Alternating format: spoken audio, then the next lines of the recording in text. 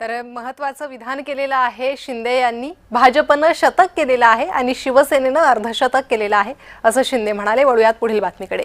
भगूरमध्ये अजित पवारांच्या राष्ट्रवादीच्या प्रेरणा बलकवडे विजयी झाल्या। पिंपळगाव बसवंत भाजपचे डॉक्टर मनोज बर्डे विजयी झाले।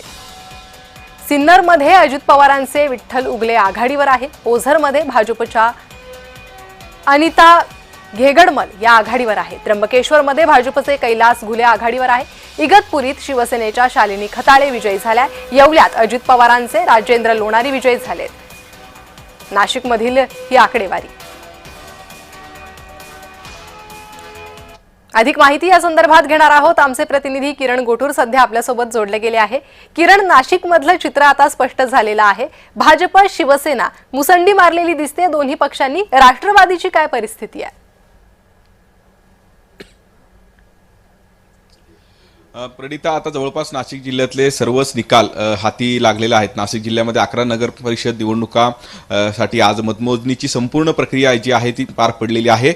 नाशिक जिल्ह्यात जर आपण विचार केला तर शिवसेनेने सर्वाधिक जागा आणि सर्वाधिक नगर परिषदवरती विजय मिळवलेला आहे। शिवसेनेला 5 नगर परिषदवरती विजय मिळवता आलेला आहे। त्याच पद्धतीने खालोखाल भाजप आणि राष्ट्रवादीला प्रत्येकी 3-3 या नगर परिषद वरती विजय मिळवता आलेला आहे।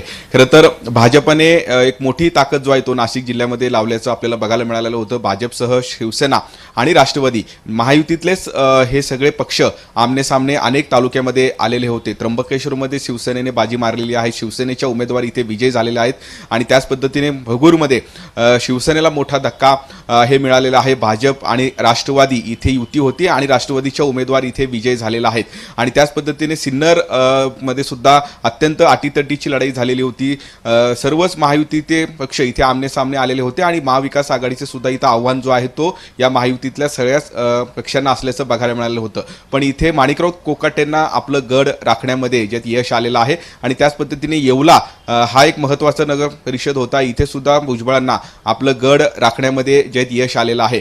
सर्वाधिक फटका जो आहे तो भाजपला तो त्र्यंबकेश्वरमध्ये बसलेला आहे, कारण आगामी कुंभमेळा आहे। याच त्र्यंबकेश्वरमधून मुख्यमंत्र्यांनी प्रचाराला सुरुवात केलेली होती, पण इथे मात्र भाजपला अपयश आलेलं आहे। इथे शिवसेनेने बाजी मारलेली आहे। गिरीश महाजन यांनी स्वतः त्र्यंबकेश्वरमध्ये लक्ष घातलेलं होतं, कारण आगामी कुंभमेळ्याच्या अनुषंगाने त्र्यंबकेश्वर हे आपल्याकडे ठेवण्यासाठी एक मास्टर प्लॅन जो आहे तो भाजपने आखलेला होता, पण इथे भाजपला अपयश आलेलं आहे। अशा पद्धतीची परिस्थिती आपल्याला नाशिकमध्ये बघायला मिळतोय। एकूण 11 जागा होत्या, 11 नगर परिषद होत्या आणि यापैकी 5 जे आहेत ते शिवसेनेकडे गेलेलं आहे। त्याच पद्धतीने खालोखाल भाजपकडे 3 आणि राष्ट्रवादीकडे 3 अशा पद्धतीची संपूर्ण निवडणूक आतापर्यंत झालेली आहे। महाविकास आघाडीचं मात्र सुपडा साफ हे नाशिक जिल्ह्यामध्ये झालेला आहे। अगदी किरण, त्यामुळे सरस हे महाविकास आघाडी नव्हे तर महायुतीच ठरते। नाशिक जिल्ह्यात पक्ष खालीवर आहे। महाविकास आघाडीमध्ये माफ करा महायुतीमध्ये राष्ट्रवादीने आणि भाजपने आघाडी घेतलेली पाहायला मिळते। शिवसेना सर्वाधिक जागा घेऊन पुढे आहे नाशिकमध्ये। नाशिकमधील ही आकडेवारी सांगितल्याबद्दल धन्यवाद।